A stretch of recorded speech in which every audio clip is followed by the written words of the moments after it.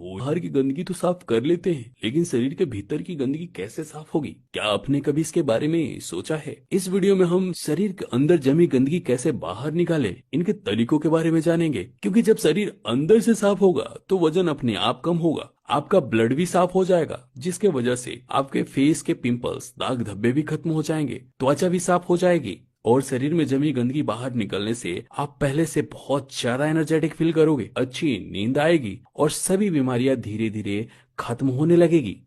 शरीर के अंदर जमी गंदगी को बाहर कैसे निकालें, इसको समझने के लिए सबसे पहले आपको ये समझना होगा कि हमारा डाइजेस्टिव सिस्टम कैसे काम करता है। तो देखिए, जब हम खाना खाते हैं तो फूड हमारे मुंह से आहार नाल होते हुए हमारे पेट में चला जाता है। पेट में कुछ समय डाइजेशन के बाद स्मॉल इंटेस्टाइन में चला जाता है, उसके बाद लार्ज इंटेस्टाइन होते हुए शरीर से बाहर निकल जाता है। जब फूड पेट में पहुंचता है तो वहां पहुंचने के बाद अलग अलग फूड अलग अलग टाइम में डाइजेस्ट होता है। जैसे कि अनाज को डाइजेशन में 18 से 20 घंटे का समय लगता है, सब्जियों को डाइजेशन में 6 से 7 घंटे का समय लगता है, जबकि फल फ्रूट के डाइजेशन में 3 घंटे का समय लगता है। अब जरा आप ही सोचिए कि फल और सब्जियों को पचने में 5 से 6 घंटे का ही समय लगता है। मतलब फल और सब्जियां एक ही दिन में डाइजेस्ट हो जाता है, जबकि अनाज दिन भर में 2 या 3 बार खाते हैं। इसका मतलब ये हुआ कि पेट में अनाज पहले वाला ही नहीं पचा, जबकि दूसरी बार हम खा लेते हैं। जिससे होता क्या है कि पेट में वही खाना पचने के बजाय सड़ना स्टार्ट हो जाता है।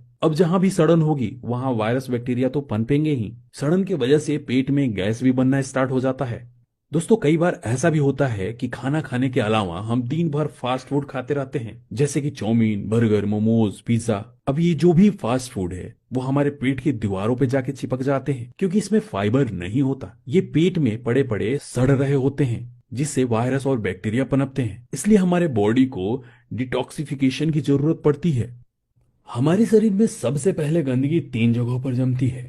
पहला हमारे आहार नाल में, दूसरा हमारे पेट में और तीसरा हमारे आंतों में, मतलब हमारे इंटेस्टाइन में। इन तीनों जगह यदि गंदगी ज्यादा समय तक बनी रही तो यह फैलेगी, तब यह हमारे किडनी में, लंग्स में और हार्ट के आसपास जमने लगेंगी। दोस्तों, जब हमारे आंतों में यह गंदगी जमती है तो यह हमारे पूरे ब्लड को भी गंदा कर देती है, क्योंकि हमारे आंत मतलब हमारा जो इंटेस्टाइन है उससे ही फूड को ऑब्जॉर्ब करके हमारे ब्लड वेसल में भेजा जाता है, जिससे कि हमें न्यूट्रिएंट्स तथा एनर्जी मिलती है। जब हमारा इंटेस्टाइन ही गंदा रहेगा तो ब्लड को इन्फेक्ट करेगा और साथ ही साथ पूरे बॉडी में सर्कुलेट हो जाएगा, जिससे कि हमारे फेस पर पिंपल्स तथा दाग धब्बे भी निकल आएंगे और बहुत सारी बीमारियों का कारण भी बन जाएगा। अगर ये गंदगी साफ नहीं किया गया तो कैंसर जैसी भयानक रोग भी हो सकते हैं। दोस्तों, इसलिए ये जरूरी हो जाता है कि इस गंदगी को साफ किया जाए।